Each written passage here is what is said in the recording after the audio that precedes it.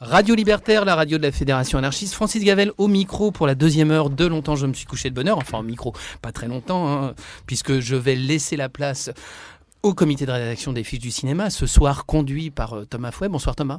Bonsoir Francis. Alors avant de vous laisser la place quand même, on va dire deux mots sur ce qui va être l'album du mois pour cette deuxième heure. Donc c'est Musique de nuit de Balaké Sissako et Vincent Segal. Le premier titre qu'on vient d'écouter, c'est Super Étoile, qui est en hommage aux Super Étoiles de Dakar de Youssou N'Dour, le groupe de Youssou N'Dour. On écoutera un deuxième extrait en toute fin d'émission. Et alors je me suis dit, mais comment on peut présenter cet album ? Tout simplement en pensant que dans ce monde barbare qui est le nôtre, où si on ne veut pas encore douter de l'humanité, on a par contre très bien saisi que rien n'était à attendre de ceux qui la gouvernent en dehors de leur capacité propre à ramper et à s'asservir, moyennant contrepartie financière et maintien dans les sphères du pouvoir. Eh bien, un îlot de poésie, d'amitié, de sincérité est alors bienvenu. D'autant plus quand ce sont deux musiciens à l'élégance créatrice incomparable qui nous l'offrent. Ainsi, après un premier duo en 2009 avec l'album Chamber Music, Balaké Sissako, le joueur de kora malien, et Vincent Segal, le violoncelliste français, se retrouvent-ils à Bamako pour enregistrer les conversations et autres chuchotements musicaux qu'ils aiment à partager. Les cris, le pendant bergmanien des chuchotements, ont été priés par les deux musiciens de rester loin des studios d'enregistrement, qu'il s'agisse du toit de la maison Balaké Sissako où les deux amis se retrouvent la nuit, ou d'un studio en ville où ils s'attardent dans la journée. Mais si les cris sont tenus à distance, eh bien jamais la vie, elle, n'est éloignée de ces séances, puisque dans un cas comme dans l'autre, l'auditeur attentif peut distinguer du chuintement des voitures au bêlement des troupeaux les ambiances environnantes.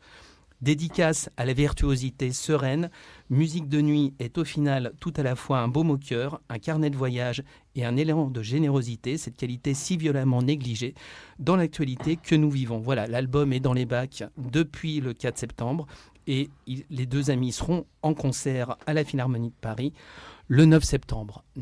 Nicolas, non, pas Nicolas. Thomas, c'est à toi, mais Nicolas, bientôt. Merci beaucoup Francis. Alors je m'empresse de présenter la fine équipe des Fiches du cinéma qui est ce soir autour de la table. Tout d'abord Nicolas Marcadet, bonsoir Nicolas. Bonsoir.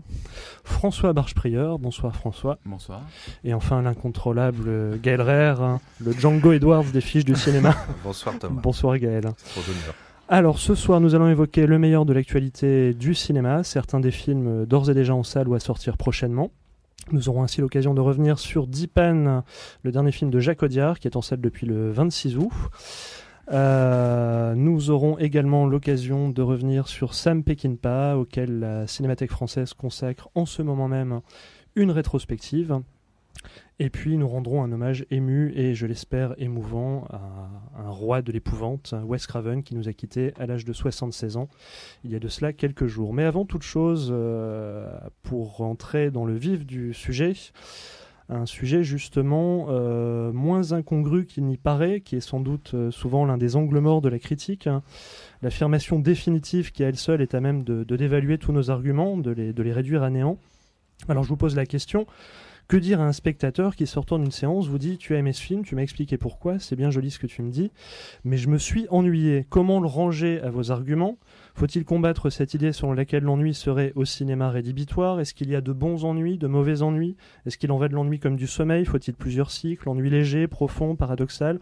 Alors je vous propose que ce soir nous relevions la gageure qui consiste à évoquer l'ennui sans ennuyer nos auditeurs et en appuyant peut-être avant toute chose sur un cinéaste à qui on a souvent reproché de commettre des films ennuyeux. J'ai nommé Happy Chatpong Veracetakul qui sort ces jours-ci Cemetery of Splendor, son splendide nouveau film. Splendide, ça n'engage que moi, vous me direz votre sentiment sur le sujet. Je me permets de citer notre maître à tous, l'inénarrable Eric Nehoff, qui écrivait il y a quelques jours dans Le Figaro Happy Chatpong Veracetakul, film avec une lenteur assommante des soldats victimes de narcolepsie, le meilleur somnifère jamais commercialisé. Qui a envie de réagir là-dessus, de défendre Veracetakul ou de se prononcer plus largement sur le coefficient d'ennui qu'il attribuerait au film de Veracetakul ? Et puis surtout introduire un petit peu le film et dire de quoi ça parle pour ne pas perdre nos auditeurs en chemin. Nicolas ? Alors, ça, moi, je ne vais pas me lancer dans le résumé. Non, mais juste par rapport à ce que tu disais, je trouve que ce qui est difficile, c'est pas tellement de réagir à quelqu'un qui nous dit « je me suis ennuyé après avoir vu le film » parce que là c'est foutu, mais c'est comment prévenir de l'ennui avant qu'il ait vu le film. C'est-à-dire que c'est difficile de vendre le film de Vera Setacool en disant « c'est pas chiant une seconde, tu vas t'éclater d'un bout à l'autre ». Il faut prévenir que l'ennui fait partie du truc et comment dire la qualité d'ennui qu'il y a là-dedans. Et voilà, c'est une grande difficulté. Et sur les Mille et une nuits, moi ça me parle de Gomsch. Miguel Gomsch, qui a été distribué donc en 3 temps cet été par Shellac. Ça me paraît un gros problème. Un peu hors norme, on en avait parlé au cours de notre dernière émission avant les vacances, qui dure plus de 6 heures. Et qui s'est avéré un échec commercial assez cuisant. Shellac en attendait beaucoup plus, et puis je crois que la somme des 3 films distribués pour l'instant dépasse les 50 000 entrées tout juste. Je pense que pour rappel, Tabou avait fait son film de 2012 avait fait 140 000 ou 150 000 entrées. Mais là-dessus, je pense que justement la difficulté de la critique à en parler a joué, c'est-à-dire que ça a été très soutenu sur le mode du chef-d'œuvre et que forcément les gens s'aperçoivent que c'est quand même aussi un peu chiant et que voilà, il aurait fallu arriver à dire arriver à faire avec ça, ne vous arrêtez pas la dimension un peu ennuyeuse du truc. Alors Gaël, une petite introduction. Pitchouiller un peu parce que là c'est cool. Alors nous sommes en Thaïlande et une épidémie aussi étrange que soudaine prend les soldats. Enfin, des soldats en tout cas, qui s'endorment. Voilà, ils s'endorment, ils se réveillent pas. Alors ils sont pas morts, mais enfin bon, donc on les met dans des lits, dans des hôpitaux de fortune. Alors là, en l'occurrence, on est dans une ancienne école qui a été réhabilitée en hôpital, un peu bricolée. Et voilà, ils sont là dans un sommeil sans fin.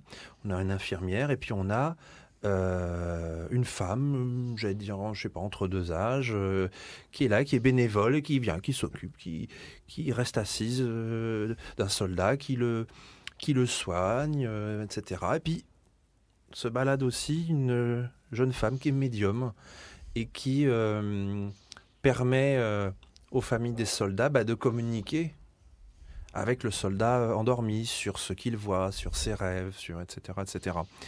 Donc évidemment, il n'y a pas de gros rebondissements, c'est typiquement pas le film d'action. Évidemment, il y a une durée, il y a une durée de moments sans péripéties. Soldats, les mecs, ils dorment, on chuchote, etc. Alors l'objet du film est pas de nous terrasser d'ennui. Moi, j'ai jamais senti ça à aucun instant. Mais il est évident que pour se plonger dans cette espèce de torpeur, puis il y a un système là de néons colorés pour faire une espèce de luminothérapie pour leur permettre de faire des beaux rêves. Parce que, on comprend à un moment donné, ils évoquent le fait qu'il y a des Américains, oui, parce que les soldats américains qui reviennent d'Afghanistan, eux aussi, ils dorment et ils font des cauchemars. Enfin voilà, c'est à peine esquissé, mais enfin bon, on peut imaginer tout ce que ça peut vouloir signifier. Donc il y a une espèce de néon comme ça, multicolore, qui passe très doucement, le bleu, le rose, le jaune, etc. Très doucement dans cette ancienne salle de classe. On entend le bruit des ventilateurs, etc. Mais cette durée, cette torpeur, elle est nécessaire pour que tout d'un coup, quand la bénévole passe un petit peu l'éponge sur le corps du soldat, tout d'un coup, il se passe quelque chose, quoi. Il y a une espèce de communication sensuelle, etc. Il est évident que si on a fait une petite nuit, si on est en mode gueule de bois, etc., il faut pas y aller. Il ne faut pas y aller. Vous ne serez pas dans les bonnes conditions pour apprécier ce film-là. De la même façon que on connaît tous autour de nous des gens qui se disent « Attends, 2001, l'Odyssée de l'espace, si tu veux. Ouais, à l'époque, écoute, l'autre fois, je l'ai vu à la télé, mais putain, j'ai pas pu le voir jusqu'au bout. » Oui, si vous voyez 2001, l'Odyssée de l'espace, entre la poire et le fromage, plateau télé, le téléphone qui sonne, etc., c'est pas possible. C'est-à-dire que ça demande une mise à disposition, Attends, mais c'est comme si tu dis... Henri Michaud, le poète Henri Michaud, c'est vachement bien. Putain, je suis dans le métro, j'ai pris le bouquin d'Henri Michaud, c'est de la daube. Attends, les mecs, ils te confrontent le vertige existentiel et tout, c'est pas n'importe quand, n'importe comment, etc. Donc c'est pas des films de consommation courante, c'est des films qui requièrent le moment juste et puis en même temps une envie de faire un petit effort, c'est-à-dire d'affronter par moment quelques minutes de quelque chose qui ressemble à de l'ennui, mais dont on sera récompensé, j'ai envie de dire. Honnêtement, moi-même, j'étais un peu fatigué quand j'ai vu Cemetery of Splendor. J'ai un peu piqué du nez par moment. En sortant du film, j'ai absolument pas regretté. Il y a une espèce de douceur, de sérénité qui vous réchauffe en sortant du film. Mais je comprends tout à fait qu'on peut trouver ça très emmerdant. Alors, je crois que c'est le cas de François. Je pense que. Alors, est-ce que tu mets ça sur le compte d'une mauvaise disposition, d'une nuit courte ou agitée, ou est-ce que tu arrives à mettre le doigt sur ce qui ne t'a pas convaincu dans le film, au-delà de la question de l'ennui par ailleurs? Non, moi je trouve que, je l'ai vu dans les très bonnes conditions j'étais pas fatigué, quoi, donc, et j'ai piqué du nez quand même.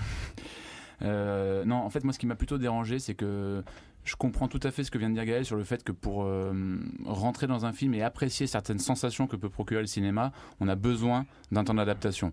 Et ça, ce temps d'adaptation, effectivement, le cinéaste le choisit pour nous en 5-10 minutes en général, rien qu'à la longueur de ses plans, à la manière dont il découpe et dont il monte son film. Il nous impose un tempo. Après, ce tempo, il peut nous paraître trop lent, trop rapide. Mais là, ce que j'ai trouvé, c'est que justement, il s'appliquait. J'ai vu We Are C'est Cool s'appliquer à nous plonger dans un état de réceptivité, on va dire un peu ésotérique ou poétique. Enfin, après tous les adjectifs ont été employés à propos de ce film.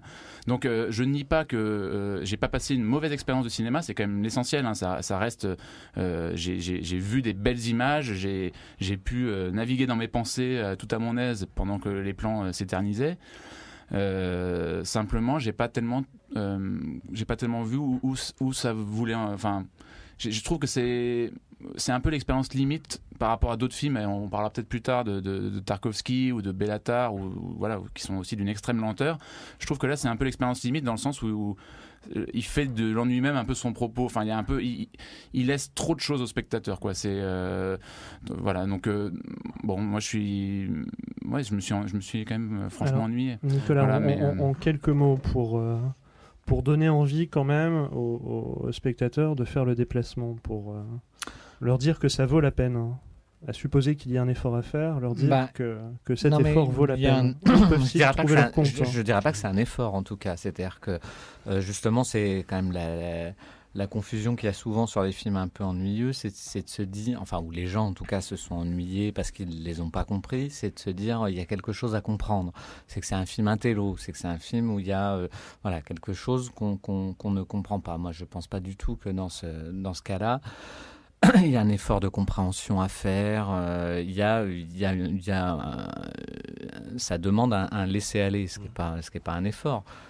C'est une disponibilité. C'est avoir la disponibilité de recevoir un film qui est non narratif, qui est à l'inverse du rythme de n'importe quel film qu'on voit aujourd'hui, qui est complètement à rebours de ça.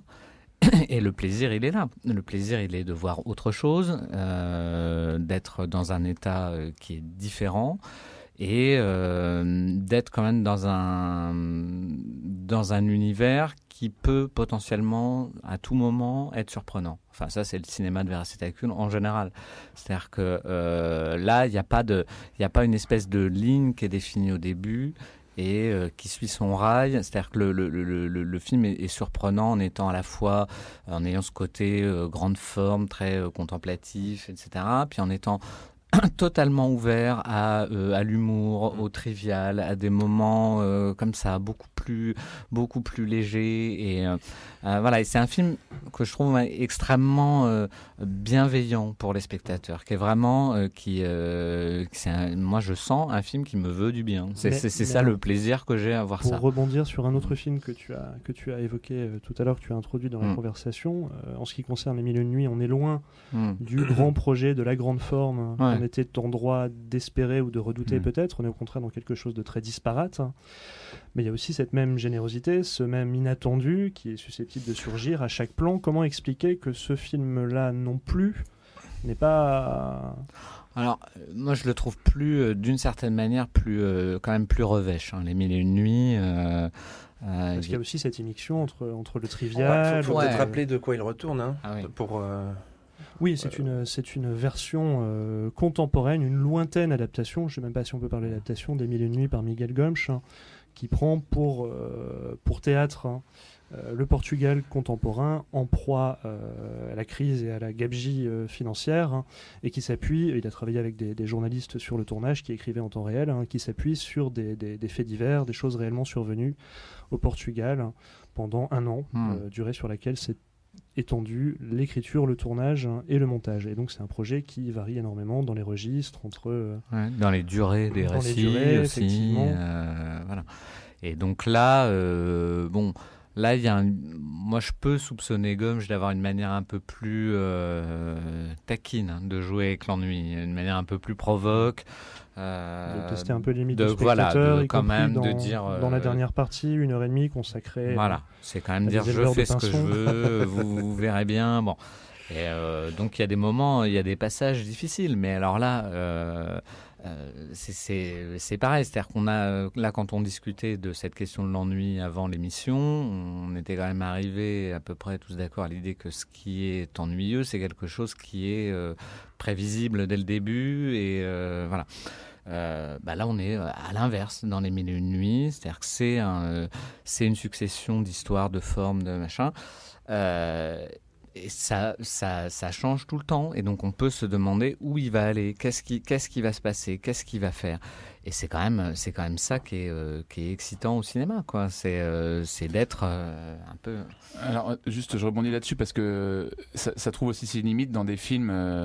Ça peut trouver ses limites dans des films qui justement vont juxtaposer plein d'historiettes un peu loufoques ou quoi que ce soit, et faire une sorte de course à l'absurde, on va dire, dans le simple but de toujours prendre à rebours le spectateur, puisqu'effectivement, d'un point de vue très pragmatique, un bon cinéaste est censé être celui qui justement va divertir et surprendre le plus possible les gens et je pense à Reality. Alors moi j'ai beaucoup aimé Reality, mais si on prend un film comme Reality, je pense que des gens ont pu énormément s'ennuyer dans Reality, même si en termes de montage et d'action, de narration, c'est beaucoup plus riche d'une certaine manière que le We Are C'est Cool.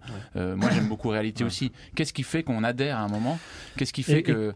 Et qu'est-ce qui serait selon vous l'exemple d'un film diffusant un ennui, je ne vais pas dire un ennui valable, la formule est idiote, mais un ennui qui vaut le coup, qui vaut la peine, qui vaut l'effort ou la mise à disposition?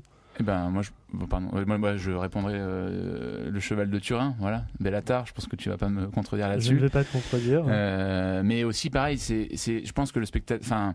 on a besoin d'être nourri de quelque chose. Alors le problème, c'est que dans des films, en fait, ce qui m'a gêné moi dans le We Are C'est Cool, c'est que c'est très âpre visuellement. Alors l'univers sonore est très travaillé, mais c'est presque du Ozu, quoi. C'est que des plans fixes. Bon, il y a à de rares moments quelques mouvements. Enfin, ça donne pas grand chose de jouissif, disons d'accessible immédiatement. Il y a tout de même un travail sur le cadre, sur la lumière. Je sais pas si le mot âpre est vraiment... Ouais, enfin, disons comparé à un Bellatar ou aussi à un Tarkovsky, quoi.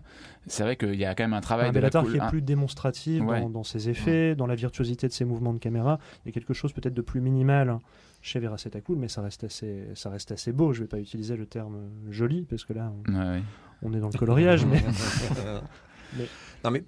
Par exemple, sur le Vera C'est Cool, à un moment, tu as le plan. La porte avec le tout bible qui vient de passer. Là, on parlait justement avant de ce plan où l'infirmière, elle dit 2 mots au tout bible, etc. Et puis après, tu as une poule qui passe avec ses petits, par exemple. C'est complètement incongru. Est-ce que cette incongruité-là, justement, te semble composée, calculée, ou est-ce que tu la reçois comme... Eh ben, si tu veux, c'est tout le problème. C'est-à-dire que...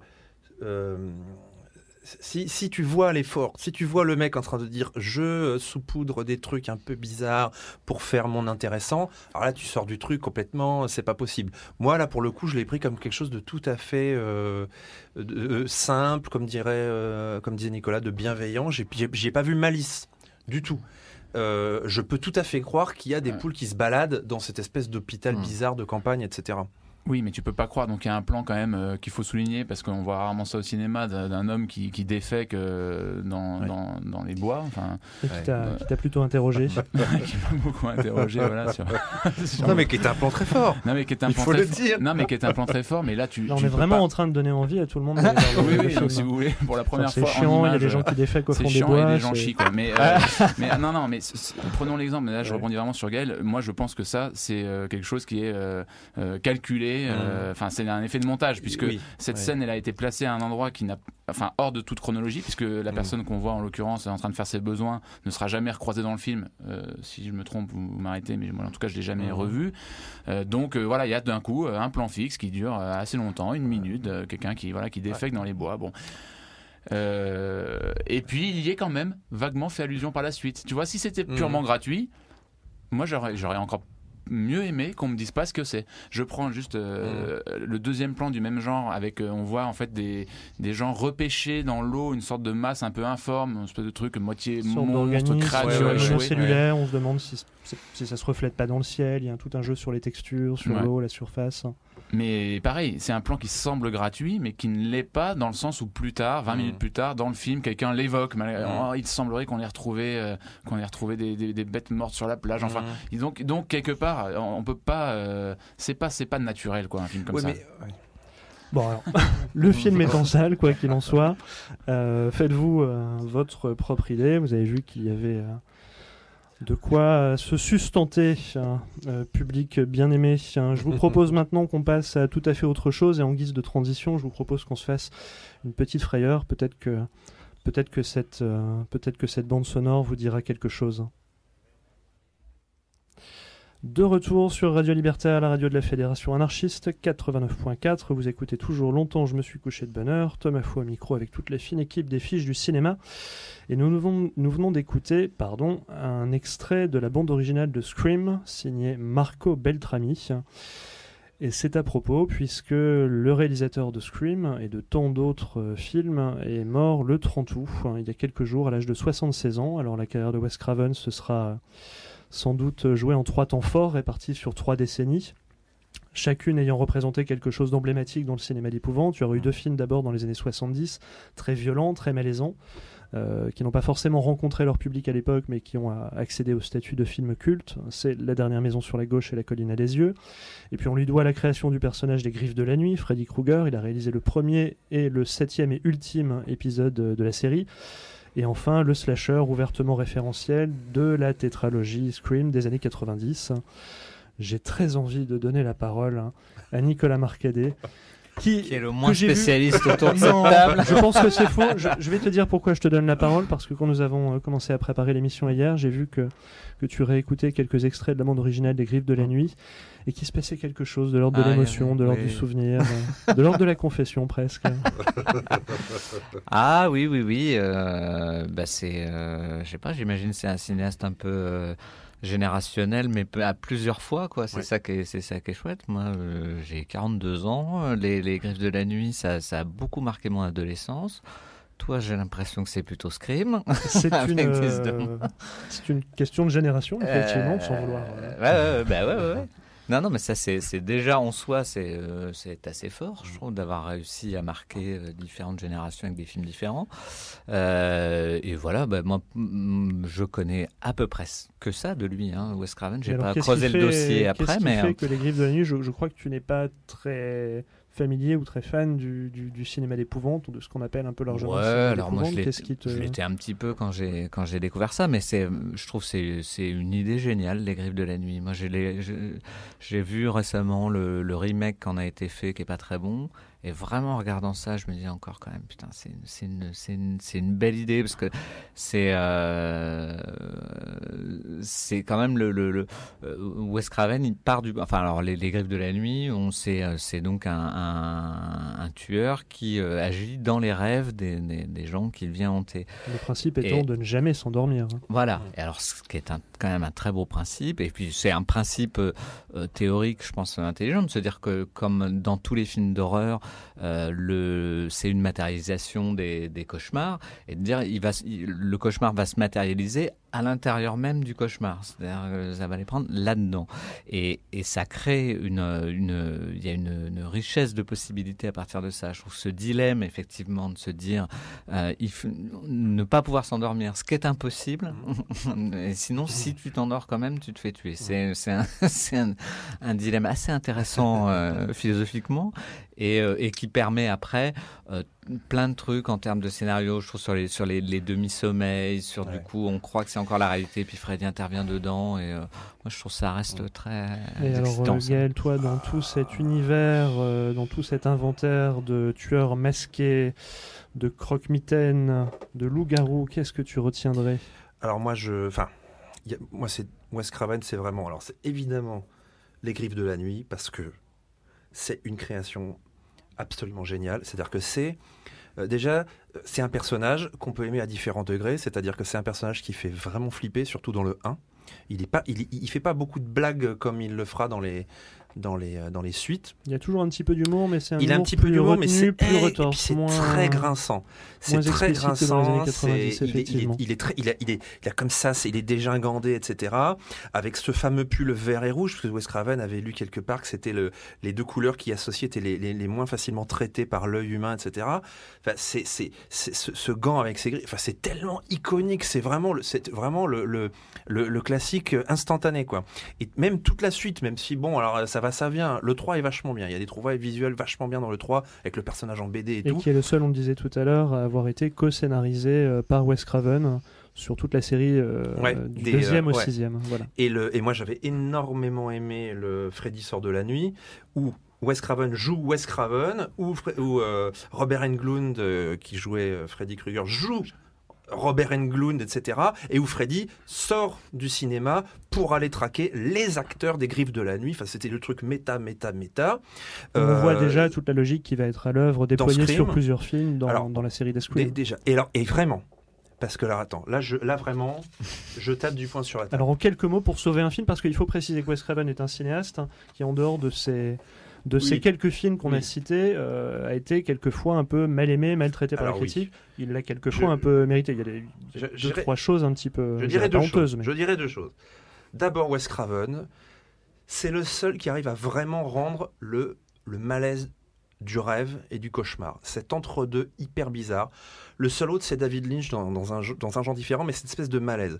Alors quand on voit des trucs comme Inception, dont on pensera ce qu'on voudra, ça ne ressemble pas à des rêves, je suis désolé, personne ne rêve comme ça. Bon, très bien. Il fallait que ce soit dit. Et si tu avais une recommandation? Alors la recommandation, c'est évidemment filmographie. Un très grand film de 1991, Le sous-sol de la peur. Ça, c'est un film qui va être redécouvert. C'est un futur classique. C'est le couple maudit de Twin Peaks, si vous vous rappelez, Nadine avec son bandon sur l'œil et son mari Ed Hurley, on les retrouve.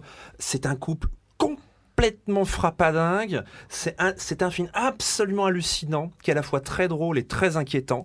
C'est un film quelque chose. Mais c'est un film d'une Wes Craven très perturbant des années 70. C'est un film d'une dinguerie. Il y a un côté cartoon et il y a un côté trash. Non, vraiment, à voir. Le sous-sol de la peur. Faites-vous plaisir.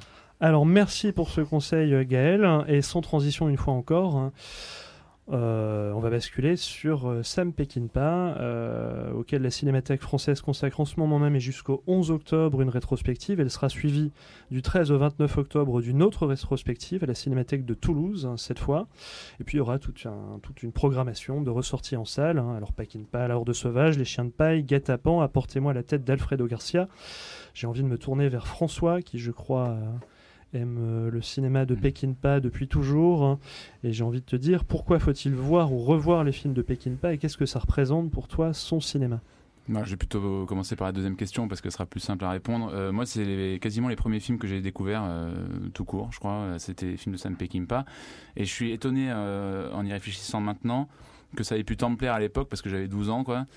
Et que quand je les ai revus par la suite, je me suis aperçu qu'au-delà, donc il y a Peckinpah, il a été retenu notamment pour toutes ses trouvailles formelles dans la manière de filmer la violence, le fait d'alterner du montage rapide avec des plans extrêmement ralentis, d'étirer l'action, de condenser toute la violence et toutes les thématiques de ces films dans des séquences un peu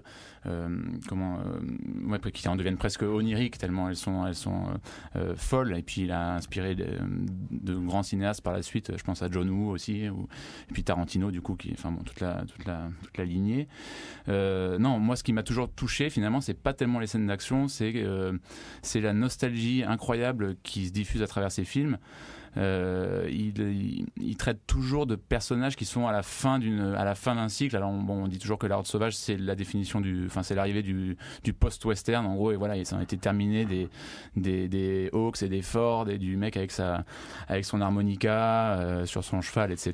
Là c'est donc dans La Horde sauvage, voilà, c'est des types qui ont entre 50 et 60 piges, qui sont en train de faire leur dernier casse, qui sentent bien qu'ils sont plus trop de ce monde, qui se reconnaissent pas trop dans les nouveaux codes. Il y a l'arrivée de la voiture, enfin il y a plein de choses, c'est icône, enfin voilà, même visuellement, enfin voilà, moi je me souviens avoir vu la première mitraillette là, la fameuse Gatling.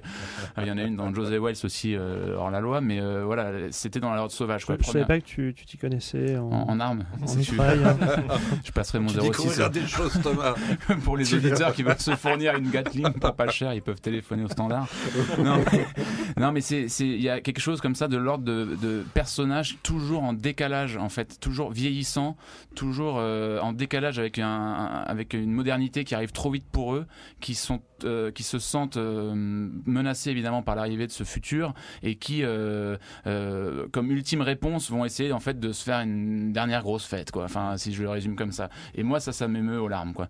Et il y a une scène dans La Horde sauvage où le chef de cette bande, donc de vieux kidnappeurs, non, c'est pas des kidnappeurs, comment on appelle, aidez-moi là, ceux qui braquent les trains, quoi. Enfin bon, ils rencontrent un vieux chef indien dans un village et ils sont hébergés par cette famille indienne voilà, ils font une halte en fait dans leur fuite, puisqu'après ils sont poursuivis bien sûr. Et voilà, il y a un dialogue très très touchant où en fait il y a une connivence incroyable entre ce vieux chef donc local là, d'un village indien, je pense qu'ils sont partis au Mexique, ou je me souviens plus exactement, faudra me corriger là-dessus. Et en fait le simple fait que ces deux hommes du même âge s'apercevant l'un comme l'autre qu'ils sont en train d'assister un peu à la fin d'une époque et qu'en gros leurs grands jours sont derrière eux, la tristesse qu'ils partagent à ce moment fait toute leur connivence, quoi. Et il n'y a pas de question de finalement loi hors la loi. La seule loi qui prime, c'est la loi du temps qui passe et de la modernité qui arrive. Et face à ça, il reste des humains avec leurs doutes qui se reconnaissent dans leurs faiblesses et qui essayent de construire quelque chose ensemble. Voilà. Alors, je vous rappelle que la Cinémathèque française consacre à Sam Peckinpah jusqu'au 11 octobre une rétrospective, et qui sera suivie encore une fois du 13 au 29 octobre de la même programmation, mais cette fois-ci à la Cinémathèque de Toulouse. Et la transition est toute trouvée pour ouvrir notre petit cahier critique des sorties du moment. J'aimerais vous lire quelque chose. Vous allez voir qu'il y a quelque chose à voir avec Peckinpah. Les stéréotypes des genres ne sont pas neutres. On ne peut pas faire comme si on ne connaissait pas les structures mythologiques des films de genre cités par Rodiard, à savoir des gros films de droite, tels Les Chiens de paille ou Un justicier dans la ville. Merci de ne pas pouffer. Toute la fin du film rejoue maladroitement la montée d'escalier de Taxi Driver, puis la fin apaisée si ambiguë et discutée du film de Scorsese. Audiard ne peut pas gagner sur les deux tableaux. Jouer à l'auteur sérieux et copier-coller des films de genre, on ne peut pas avoir le beurre et l'argent du beurre. Conclut Stéphane Delorme, donc, dans le dernier numéro des Cahiers du cinéma, et dans le long article qu'il consacre au cinéma français, et plus particulièrement à Dipan, de Jacques Audiard, qui a donc été lauréat de la Palme d'Or au dernier Festival de Cannes. Alors, Dipan, voilà. Il a raison sur quelque chose, c'est qu'effectivement, on rentre un peu brutalement dans le vif du sujet, mais sur le fait que Audiard joue sur les deux tableaux. Ça, effectivement, on peut lui reprocher ça. C'est-à-dire que le film est clairement scindé en deux. Et, ça se présente d'abord comme une chronique sociale un peu vériste, un peu documentée, et puis que ça bascule de façon, certes, relativement maladroite, dans le film de genre, quelque chose entre le western et le vigilante. Ouais. Et finalement, pour dire quoi? C'est un peu le problème. Le pitch, un bras? Oui, un petit rappel des enjeux, oui. Dipan, c'est le nom d'emprunt d'un réfugié sri-lankais qui a fait la guerre. Moi, je connais absolument rien à cette affaire de guerre, mais enfin, en gros, c'est un ancien tigre tamoul il a vécu quelque chose d'assez violent, etc. Pour obtenir un passeport du vrai Dipan qui est décédée. Alors il se trouve une nana qui a besoin de partir aussi, et puis une petite gamine qui a besoin de partir aussi, etc. Donc ils vont être la famille Dipan, on leur file les papiers de cette famille qui est morte en réalité, et ils arrivent en France, et donc Dipan va être engagé comme gardien et concierge là, dans une tour HLM, dans une banlieue qui nous est présentée un petit peu, on se croirait un peu dans, je sais pas, le roi de New York de Ferrara, c'est-à-dire qu'on a des gens avec des Kalachnikov sur les toits du HLM, etc. Enfin, voilà, donc déjà dès le début, on est un petit peu entre effectivement la chronique vériste et un truc qui est déjà quand même largement exagéré, etc. Bon, et puis après, bon alors. Et puis bon, alors le final qu'on ne dévoilera pas, mais alors là qui est clairement effectivement du côté film de genre. Personnellement, moi j'aime beaucoup le début. C'est-à-dire que je trouve ça vraiment très intéressant, le fait que cette famille de fortune, ils sont obligés de vivre ensemble, ils sont obligés de faire comme si la vie n'est pas rose. En même temps, il y a forcément des liens qui se tissent, c'est compliqué, il y a de la tendresse et il y a il y a de la détestation aussi. Je trouve ça très intéressant.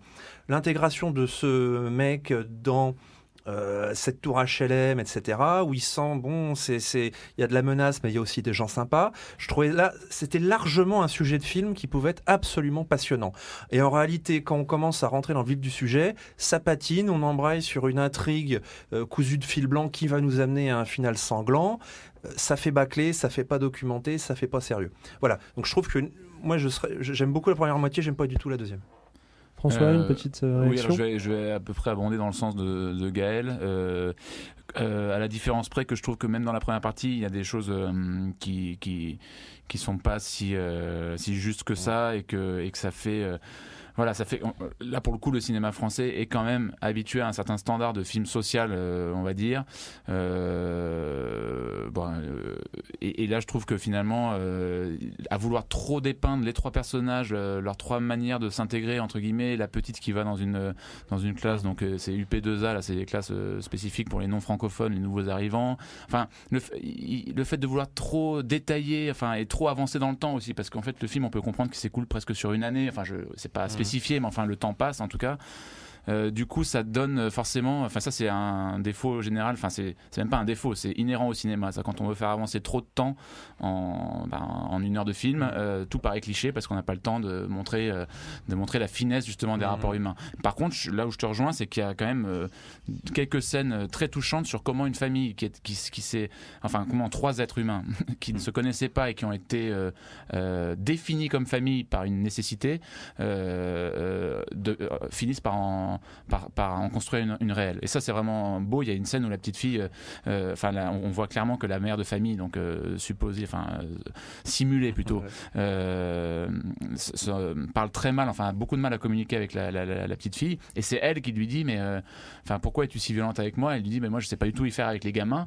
Et c'est la gamine qui lui dit, mais est-ce que toi-même tu as des frères et sœurs? Elle dit, oui, j'ai 2 petits frères et tout. Ah bah, est-ce que tu es gentil avec tes petits frères? Oui, bah essaye de faire pareil avec moi. Voilà, donc il y a... Bon, je vois qu'on me coupe. Pas du tout, pas du tout. Censure, une fois de plus. Ah oui, on va hurler à la censure. Non, pas du tout. C'est parce que je voudrais qu'on puisse faire une dernière petite pause musicale. On va se retrouver pendant 2-3 petites minutes avec Bob Dylan pour Knocking on Heaven's Door, pour cet accent terrifiant.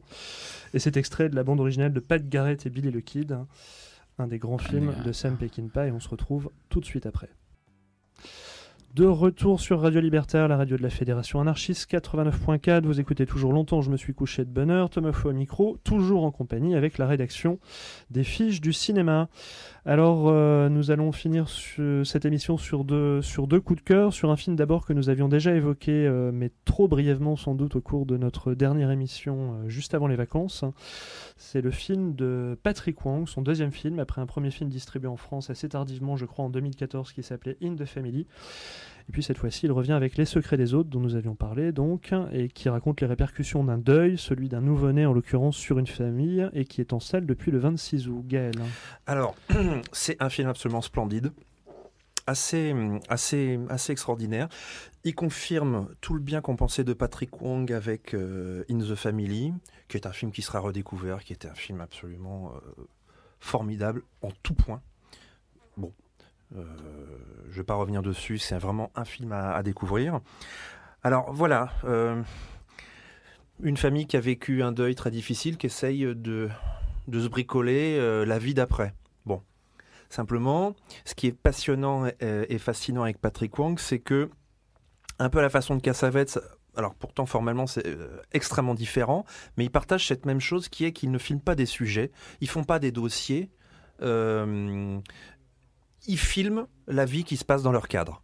On a l'impression que ils se posent dans un coin très discrètement et ils nous laissent le plaisir de voir ce qui advient entre ces gens. Il y a une finesse, une délicatesse dans la direction d'acteur qui est rare. Il y a une utilisation du plan fixe qui est d'une maîtrise assez hallucinante pour un mec aussi jeune. C'est son deuxième film, on a l'impression que c'est un vieux routier qui est en pleine maîtrise de son art. Le récit, il a une espèce de discontinuité avec des sautes chronologiques qui nous met un peu sur le qui-vive, on cherche tout le temps le signe, l'infra-verbal qui peut-être va dire quelque chose, un secret, un sous-texte, etc. Et cette espèce de discontinuité, elle dit aussi quelque chose du raccommodage un petit peu que chacun fait dans sa mémoire par rapport à ce moment difficile. Rien n'est appuyé, rien n'est vulgaire, rien n'est pathos, etc. Je sais pas, il y a à la fois une profondeur, une légèreté et une gravité qui sont sublimes, quoi. Je veux dire, et la fin, il y a une chaleur, il y a une lumière qui émane de la fin qui vous laisse assis sur votre siège. Il faut absolument aller voir ça, Les secrets des autres. Alors, on rappelle juste, pour finir, que le film était sélectionné donc, cette année à Cannes, dans le cadre de l'Acide, hein, et que malgré toute l'admiration que nous avons pour l'Acide, et on en avait discuté avec des membres de l'Acide il y a 2 ou 3 mois, on pouvait s'étonner de ce que le film n'ait pas été sélectionné à la semaine de la critique, à la quinzaine des réalisateurs. Il nous semblait que c'était d'ores et déjà une valeur confirmée ou en voie de confirmation. Bref, les mystères des sélections cannoises. Je crois, François, pour finir, que tu avais envie de nous parler d'un ouvrage consacré à Michael Mann et qui t'a tapé dans l'œil. Oui, alors en fait, il m'a tapé dans l'œil parce que je suis pas du tout un fan de Michael Mann. Et en tout cas, j'ai beaucoup aimé certains de ses films et puis très peu les récents. Donc pour moi, c'est un peu une énigme. Et le livre là, donc qui vient de sortir il y a 3 jours d'Axel Cadieux, qui s'appelle L'horizon de Michael Mann, s'attache à vraiment essayer de trouver des motifs et une cohérence dans, je trouve, une œuvre qui est totalement très dure en fait à appréhender, voilà, parce que très déroutante dans les choix qu'il fait, voilà. Donc disons que ça, j'espère, j'ai pas fini de le lire pour être honnête, puisque je l'ai que depuis 2 jours, j'en suis à peu près à la moitié. C'est bon, évidemment très bien écrit, mais surtout très complet et voilà, avec l'espoir de trouver une cohérence à un cinéaste qui est quand même une grande icône, qui a été cité parmi les grands, qui a été tout de suite porté au nu, puis finalement par la suite tout le monde est revenu sur ses pas en disant non, il n'est pas aussi bien que ça, etc. Il pourrait qu'il y ait quelque chose à comprendre là-dedans, et je vous recommande d'aller le chercher dans ce livre. Voilà. Eh bien, merci beaucoup, François. C'est quel éditeur ? Alors c'est un collectif qui s'appelle Playlist Society. Je crois que c'est leur 3e ouvrage, si je ne me trompe pas. C'est une tout jeune maison d'édition, voilà, qui a en plus un très très beau format, une couleur rose saumon sur celui-là, magnifique. Bon, bah. Très bien. Merci à vous. J'ai déjà envie de merci vous, à toi, Francis. De vous dire ça. Alors, on va se retrouver le 3 octobre prochain. C'était notre rendez-vous de septembre, notre reprise. Alors, le 3 octobre prochain, on va faire quelque chose d'un petit peu inédit. Pour une fois, on va faire une première heure d'émission qui sera conjointe, évidemment, avec les fiches du cinéma. On a eu cette envie autour d'un film et d'un cinéaste. Donc le film en question, et on est très content de pouvoir le faire à Radio Libertaire, c'est Une jeunesse allemande, documentaire de Jean-Gabriel Perriot. C'est un film qui revient donc sur le parcours de la bande à Bader, qui s'interroge aussi sur le rapport à l'image tout au long de ce parcours, et qui confronte aussi bien les images faites par les membres de la bande à Bader qui, eux, dans leur jeunesse, ont travaillé à la télé, ont été dans des écoles de cinéma, et puis la couverture médiatique des différents événements qui ont couvert toute l'histoire de la bande à Bader. Donc voilà, c'est un film dont on parlera un petit peu pendant cette première heure, avec le plaisir de recevoir Jean-Gabriel Perriot, que là personnellement, effectivement, je suivais depuis longtemps pour ses courts-métrages. C'est un cinéaste un petit peu à part, à la fois expérimental et politique. Donc effectivement, là, je vois la couverture du dernier numéro des Cahiers qui parle du vide politique du cinéma français. Avec un graphisme très réussi, il faut le signaler. Tout à fait. Très belle couverture. Oh là là. De toute beauté. Mais effectivement, qui s'intéresse plus à la fiction. Et avec Jean-Gabriel Perriot, par le biais du documentaire, je pense qu'on viendra au cœur du politique. Voilà, donc ça, c'était un petit peu pour dire ce qui va se passer le mois prochain dans la première heure. Puis dans la deuxième heure, on vous retrouvera... évidemment avec plaisir comme toujours pour entendre parler d'un tas d'autres films qui sortiront. On va se quitter parce qu'il est temps qu'on se quitte. Voilà, on va se quitter. Donc on va se quitter avec un deuxième extrait, je l'avais promis, donc de cet album Musique de nuit. Ça tombe très bien, c'est le titre de l'album, l'album de Balaké Sissoko et de Vincent Segal, et le titre qu'on va écouter, c'est Musique de nuit, justement, qui vient clore l'album, qui va clore cette émission, mais qui ne va pas clore la nuit sur Radio Libertaire. C'est d'une beauté totale. Vous êtes sur l'antenne de Radio Libertaire, la radio de la Fédération anarchiste, Francis Gavel au micro. C'était longtemps, je me suis couché de bonne heure, une émission... proposé par Francis Gavel, on l'a déjà dit, mais présenté par Francis Gavel et Thomas Fouet et réalisé surtout par Erwan Charton. Bonne soirée à l'écoute de Radio Libertaire, 89.4, la radio sans Dieu, ni maître, ni publicité. Bonne soirée à tous.